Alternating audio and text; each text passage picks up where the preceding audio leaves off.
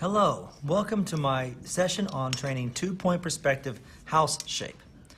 Whenever you're doing two-point perspective, remember, start out with your horizon line and add 2 vanishing points on each end. Make sure your horizon line is perpendicular to the size of your drawing area as indicated on the worksheet in the bottom right. Next, we're going to do a dot, a line, and a dot. A bit of advice, whenever you're doing your horizon line, I put it fairly high on the drawing area as indicated here. That way we'll have plenty of room to operate on our house shape below. The length of this dot, line, dot is about 1.5 inches. Draw lightly with your wooden pencil connecting both dots back to both vanishing points. This will create a V shape. This will be the beginning of your house structure. This 3-sided shape right here, I'm going to do another dot, line, dot. Go to the top orthogonal line, make a dot.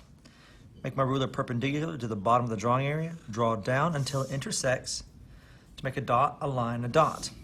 I'm going to repeat the same process on the left 3-sided shape.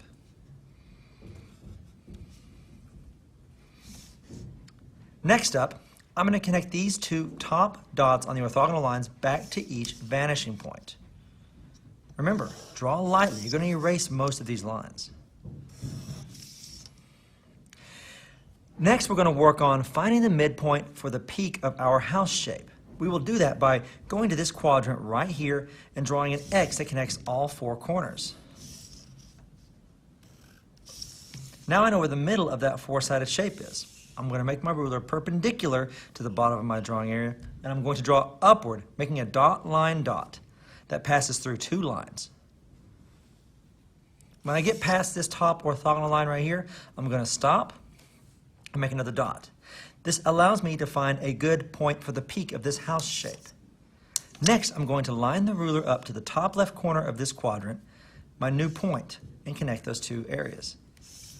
Here, and I'll do the same thing on the top right corner of the structure, here. I think at this point it's wise to go ahead and clean up some of your informational lines because it can get a little confusing to look at if you have too many lines in your paper. This next point that we're going to come up with, we're going to connect the peak of this house back to the left vanishing point. You should have a shape that looks kind of like this. Here is where many learners get confused. We're trying to create a parallel line here and here. The easiest way to do that is a little loose, but it goes something like this. I'm going to line my ruler up to the edge of that house, like so, and I'm going to slide my ruler, maintaining the same angle until I hit this corner right here. Slide, maintain the angle, and stop. This will give me a parallel line here and here. I'll demonstrate again. Line your ruler up, slide left, maintaining the same angle until it intersects with the corner, and connect those lines. I'm going to go ahead and clean up and rid myself of the information on the roof that I no longer need. Now I have the general shape of the house.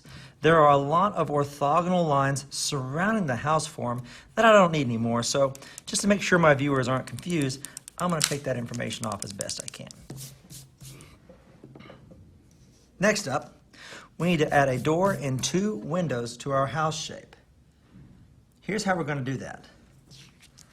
I'm going to first start out by adding the window on the left wall.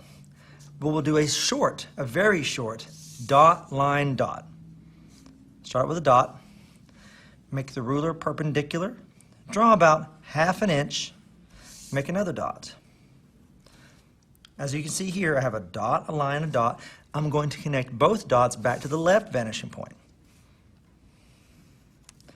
You may have noticed I'm not going to go all the way to the vanishing point with my lines because I don't need to. We know the window is not going to extend outside the parameters of this wall. Next, I'm going to pick a point right here, make another dot, line, dot.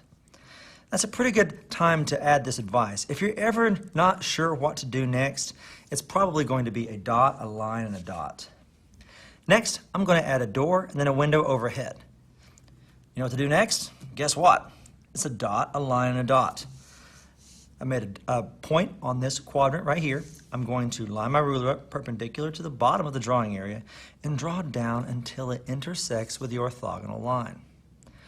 I'm going to lightly connect this corner back to the right vanishing point. I'm not going to extend all the way because I don't need to. Make a dot here. And then from that new dot, I'm going to draw down a perpendicular line to close off the door. Next up, I'm going to do a dot, line, dot right above the door. I'll just do it the same width as the door itself to indicate where the last window is going to go. I now have two dots right here and right here that I'm going to connect back to the right vanishing point.